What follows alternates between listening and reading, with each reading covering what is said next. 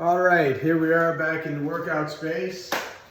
I got my karate outfit on, and I thought I would demonstrate how I tie some of my belts. This is my Judo black belt. I got that probably 25 odd years ago. Here's my Judo black belt. I got that 20 years ago, and here's my karate black belt which I got more than 30 years ago. So I'm going to demonstrate how I tie my various belts. Now, originally, when I first got my black belt in karate, well, I tied all my belts like this. The basic way we tied the belt was just, I haven't tied a belt this way in a very long time, so we'll see how this turns out, but it was just basically the old square knot. And try to make them even. They're not so even now because I haven't tied my belt this way in a long time, and I'm probably thicker around the middle than I used to be. But as you can see, it's a very beautiful looking knot. Hangs down, and you can do your karate like this. As I said, I don't really tie my belt this way anymore. I haven't tied my belt this way in a very long time. Now I do a very intricate knot, however, makes your belt rather short. I like to do the locking. There's a couple of ways you can lock your belt, which are very good. Especially for Judo or Jiu-Jitsu, where your belt gets loose and comes undone, and then you're constantly redoing it. But anyway, this is how I lock my karate belt these days. And problem for me is, when I first got my belt, I was probably slimmer, and it's nice to have a longer belt. It's nice to have your belt, aesthetically speaking, come down to at least the length of your tunic on your karate gi, or your dogi, whatever you want to call it. Here, little dogi. No, this is a dogi. Do means way, and dogi means basically your exercise gear, your clothes. But I like this belt knot because it's locked, it's cool looking, it's intricate, and you don't see this way of tying a belt very often. So this is how I like to tie my karate belt, generally speaking. And as you can see, my karate belt has got a fair amount of wear and tear on it over the years. Now my Judo belt, where is my Judo belt? Oh, it's over here. My Judo belt, I tie that a little differently. I tie this in a locking square knot, which is ideal for Judo or Jiu-Jitsu or something like that. Otherwise, the belt tends to come loose. You see a lot of Judo competitions and they're constantly retying their belts, which is fine, but I don't really like it. So how I tie my Judo belt is the square locking knot. So this, you split the two belts, you feed it down. Then you take this one, you go under, split it, go down, and tighten it. So this knot will never come undone, just like the other one. Looks nice, and you have a nice flat belt. So if you're lying on top of your opponent, the belt is just flat, and this belt will not come undone. So this is my Judo belt. Now obviously I'm wearing a karate gi. In one of these other videos I'll put on one of my Judo gis. And you can see my Judo belt that way. And the other belt I have is my Hapkido belt. This one, yeah. This is from my days when I was the world heavyweight Hapkido champion many years ago. My thing on the wall says that was in 1997 I won that competition, which was very interesting. That was in, where was that? Was it in Gwangju, Korea, South Korea? About 20 countries, I guess, represented. I competed against the Korean fellow in the finals. And this belt, as you can see, is very thick. That was the style back then. I just tie this like my karate belt. Unfortunately, like I said, I'm a little thicker around the waist, and it,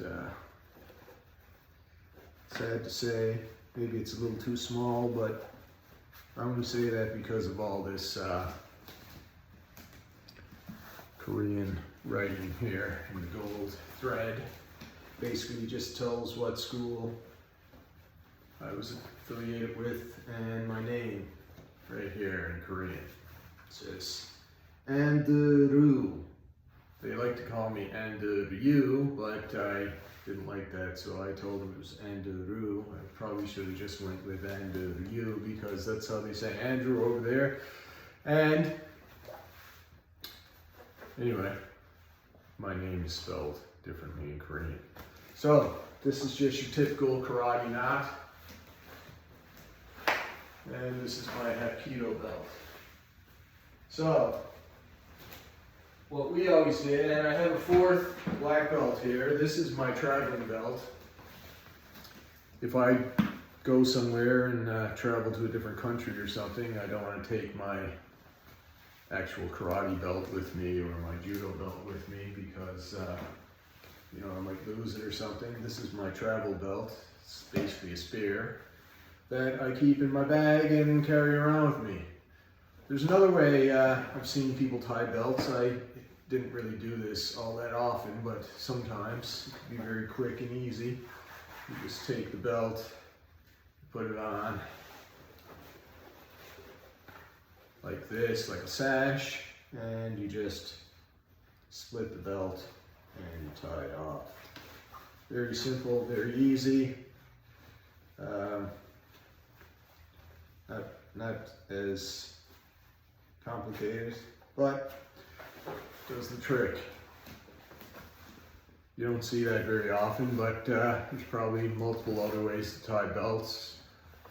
I usually use one of these four. I don't typically use this one. I had another black belt, but I don't know what happened to it. It was in hard shape. Of course, the first martial art I did was Kempo Karate. I didn't get a black belt in that, even though I was in that from the age of 7 to the age of 14. And then, due to a knee injury, I had to give it up for a while. And then when I went back, when I was healed up, I decided to try a different style, and I joined Shotokan. I also did some Isshin-ryu karate, which I have a blue belt in, but the person who was teaching Isshin-ryu shut down the school and moved to a different city, or I think he moved back to the States. But my black belt in Shotokan, and what we always did when we packed up is we would tie our belts, make it nice and beautiful, this old boomerang style.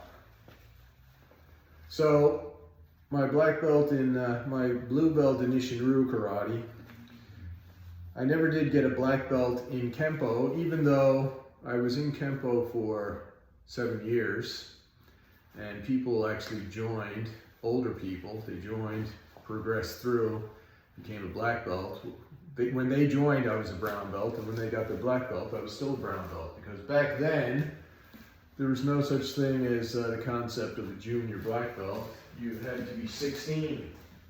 They wouldn't award black belts to anybody unless they were 16. And of course, I had the, I believe it's called Osgood Slattery or Oswell Slattery. Due to that, I got out for a couple of years to heal up my knee.